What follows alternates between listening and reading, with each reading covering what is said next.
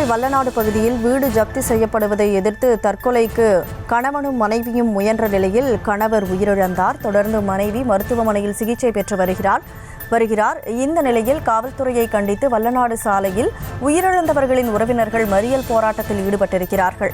இந்த மறியல் போராட்டத்தால் போக்குவரத்தானது பாதிக்கப்பட்டிருக்கிறது. அந்த அண்மை செய்தியை பார்த்துக் கொண்டிருக்கிறோம். கணவன் மனைவி போலீஸ் முன்னிலையில் தற்கொலைக்கு முயன்ற நிலையில் கணவர் உயிரிழந்தார். தற்கொலை முயற்சியை தடுக்காமலும் மருத்துவமனைக்கு அழைத்துச் செல்லவில்லை என்றும் புகாரானது எழுந்தது. தொடர்ந்து காவல்துறையை கண்டித்து வல்லநாடு சாலையில் உயிரிழந்த நபரின் உறவினர்கள் மறியல் போராட்டத்தில் ஈடுபட்டிருக்கிறார்கள். இந்த சாலை மறியல் போராட்டத்தால் போக்குவரத்து பாதிக்கப்பட்டிருக்கிறது. அந்த காட்சிகளையும் அண்மை செய்தியையும் பார்த்துக் கொண்டிருக்கிறோம்.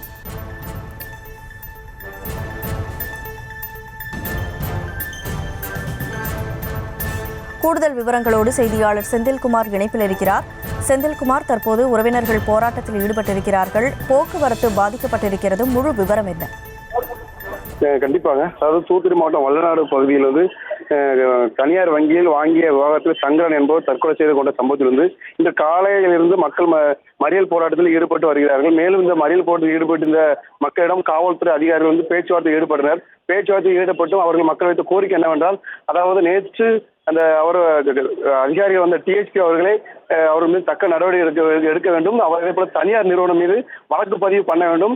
அதே போல பார்த்துட்டு குடும்பத்திற்கு ஏதாவது அரசு நிதி ஒதுக்க வேண்டும். அதாவது 2 குழந்தைகள் உள்ளார்கள். 2 குழந்தைகளுக்கும் அரசு தரப்பில் ஏதாவது நடவடிக்கைகள் எடுக்கப்படவில்லை. நாங்கள் அதிகாலையிலிருந்து மக்கள் நாங்கள் அனைவரும் உறவினர்கள் பொதுமக்கள் அனைவரும் கடைகள் அடைக்கப்பட்டு போராட்டத்தில் ஈடுபட்டு கொண்டிருக்கிறோம். ஆனால் எந்த ஒரு அதிகாரிகளும் பேச்சுவார்த்தை வரவில்லை என மக்கள் போராட்டத்தில் ஈடுபடுகிறார்கள். மக்கள் கோரிக்கை இல்லைன்னா மாவட்ட ஆட்சியர் அவர்கள் எங்களோட கோரிக்கையை கேட்க வரவில்லை. கண்டிப்பாக அந்த டிஎஸ்பி நேற்று வந்த டிஎஸ்பி அதிகாரி மீது நடவடிக்கை எடுத்தால்தான் நாங்கள் எங்களுடைய ஆர்ப்பாட்டத்தை கலைப்புங்கிற கோரிக்கை வைக்கிறாங்க. அதில் பார்த்தா காவல்துறை பேச்சுவார்த்தை உடன்பட காரணத்தினால மக்கள் அனைவரும் ரோட்டுக்கு வந்ததுனால ஒரு அரை மணி நேரம் போக்குவரத்து பாதிப்பு ஏற்பட்டது. விவரங்களுக்கு நன்றி செந்தில்குமார்.